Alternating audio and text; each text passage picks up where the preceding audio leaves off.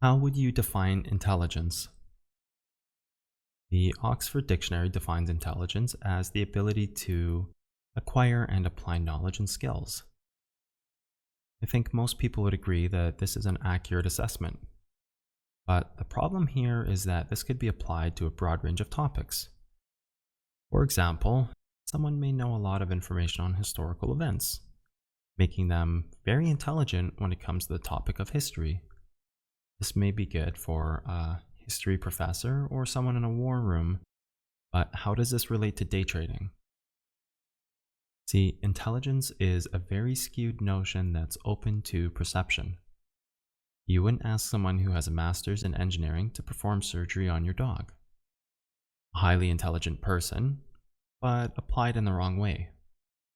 Here, we're going to take your grand vision in your ultimate design and learn how to narrow your focus in developing an acute intelligence within day trading. Alright, before we dive into defining intelligence, we have to be aware of a variable in life. This is the things you can't control. I'm going to give you a straightforward example. You're driving a car and all of a sudden, someone cuts you off. You start yelling to let out anger, which you think is helping alleviate your stress and pressure. But there's a few problems here. Let's start with the first problem. You can't control the action of the driver or what their car is about to do. Your responsibility lies in your actions, and it's the only thing you can control here. The second problem is your form of stress relief. We've been told by society and media that doing things like yelling, screaming, and letting out your anger is healthy. While I do agree that expressing your emotions is a positive attribute, the problem here lies much deeper in our conscious decision to act on this anger. Studies have shown that when someone is angry, further actions of aggression don't actually help reduce these levels of anxiety. It's the opposite. And when we think by yelling at the other driver we're helping ourselves calm down, in actuality we're bringing ourselves closer to a boiling point. Think of this as the kettle effect. Every act of anger or aggression raises your temperature a few more degrees, when all you were really trying to do was let out some steam to cool down. Like I said, the things you can't control. Now, let's put ourselves back in the world of day trading. There are things we can control and things we can't control no matter how hard we try. Things we can't control fall under our actions and decisions. It's preparation we do every time we take a trade, how we prepare ourselves every day prior to trading, the usage of our time, and how we recover, just to name a few. These are the actions in which we have direct control over. We define their existence and give them the rules they live by. This is the ultimate form of control, as we're playing God with our own chess pieces. Now let's discuss the things we can't control. Remember, no matter what actions we take, we can't adjust the outcomes with certain variables in life and day trading. The first glaring example would be which way the market moves. We can't control if something is going to go up or down, or when it's going to happen. And we certainly can't control why it's happening or the speed it happens at. If we can't control which way the market moves, we can control our understanding of where it's going. If we can't control which direction it goes in, we can't control how prepared we are to make the right decision when it happens. And if we can't control the speed that it goes at, we can control the speed in which we'll react to it. You see, there are things in life and day trading that we simply can't control. Our responsibility is in our own actions, and we must take ownership of their results. Now that you understand what is in your control, we can move on to something called choice blindness. Choice blindness is the mind's filtering process as we are presented with choices in life. Our subconscious tells us what to do, and we have very little input in the decisions we make. Our subconscious is a very powerful and effective part of our mind that gives us a set of automated instructions without our awareness. For example, I'm going to ask you a simple question and give you a moment to respond. What flavor of ice cream do you prefer? Vanilla or chocolate? You only have two choices here. Now, let's up the stakes. Instead of vanilla or chocolate, let's say your choices are coconut, marshmallow, peanut butter, mountain style vanilla, deep frozen chocolate, and a marquee of 15 other gourmet flavors. Go ahead and think about the flavor you would choose and take a moment to answer. This is where the mind has a filtering process. Even if you were to pick your favorite flavor, such as marshmallow, you'd be left wondering if it was a correct choice. Naturally, you'd have a doubt if you picked the correct flavor because you would want to try more than one of these other flavors. This is called choice blindness. We don't actually make decisions on what we want. Instead, our brain filters out the things we don't want because it's easier and more efficient to process than taking the responsibility of having conscious choices. This is a very primitive response that is developed in humans as a survival tool.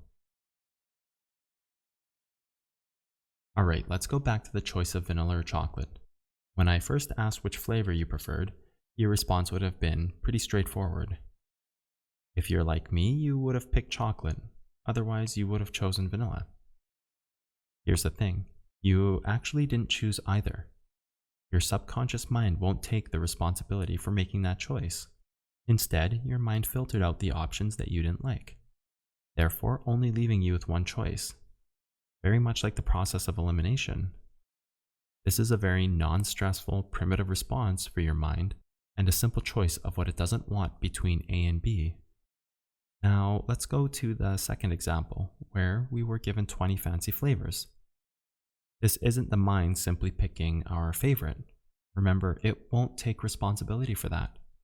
Instead, it will try to filter out what it doesn't want to lead you down a path of only one option left.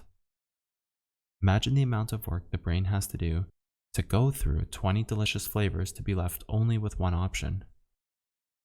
This is where choice blindness stems from. The mind is constantly trying to filter out what isn't supposed to be, while also playing devil's advocate and not having to assume responsibility for choices.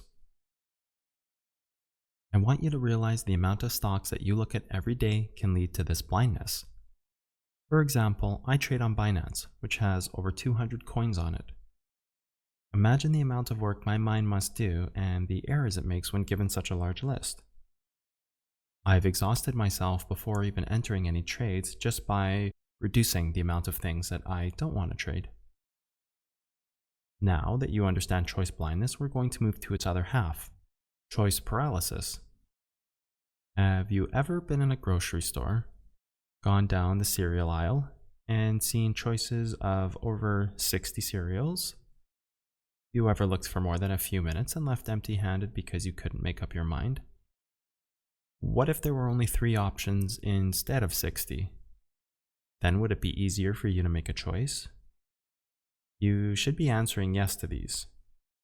We've all had times where we've been given too many options, which leaves us confused on what to pick, followed by the frustration and leaving with nothing in hand. In that same scenario, had there only been 3 options, your subconscious mind would have simply selected the 2 that you disliked the least, leaving you with only one choice, or you would have quickly left and saved your time. A very non-invasive and stress-free task. I think you're starting to see the connection now where choice blindness can lead to a form of paralysis through the overworking of the mind. Let's go back to day trading once again. That same list of over 200 coins that we had before and how our mind affects the quality of decisions we make. This is one of the biggest pitfalls I see in day traders. An overabundance of options that either leads to a form of blindness through mind fatigue, causing errors, or a form of paralysis which stems from boredom. Okay, so now let's talk about boredom for a second. As day traders, we constantly feel the need to be actively trading and engaged in our charts. If we're not in a trade, we often scan the markets as rapidly as we can to find something where we can make money.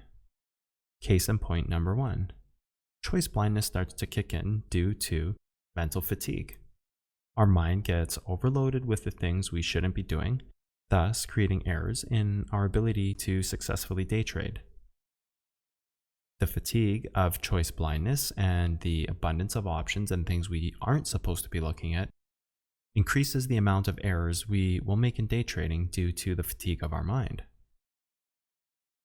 We've now looked at a huge list of stocks pushing our mind into case in point number 2, choice paralysis. We've now overloaded our mind with a large work task, entered a form of paralysis due to the overabundance of options, and now start entering trades out of boredom because we can't make sense of what looks good or bad. Again, this is one of the biggest pitfalls I see in day traders, a common roadblock they don't even realize they are creating every day. They've either entered a form of making errors due to mental fatigue and choice blindness, or they simply start to take bad trades out of choice paralysis and boredom. Let's now put this together in a larger picture. Think back to your action map. When you have a bad result, you have a plan to rewire those into good results. Now, through intelligence and knowing what you can and can't control, choice blindness, and choice paralysis, you can understand why you keep making those bad decisions. Combining them together, you have a complete picture of where the bad decisions originate from. And when they do happen, you have a tool to remap them. When we first started this lesson, we talked about a grand vision in your ultimate design with an acute focus. This will now make sense as this is quite an intricate and intensive lesson we just went through. Understanding the way we can focus our intelligence and use our tools from previous lessons, we can constantly narrow our path and hone in on the perfect mind frame. Using the action map will assist you in developing a better understanding of rewiring your actions to reduce the errors you make and allow you to have a clearer, narrower path in day trading.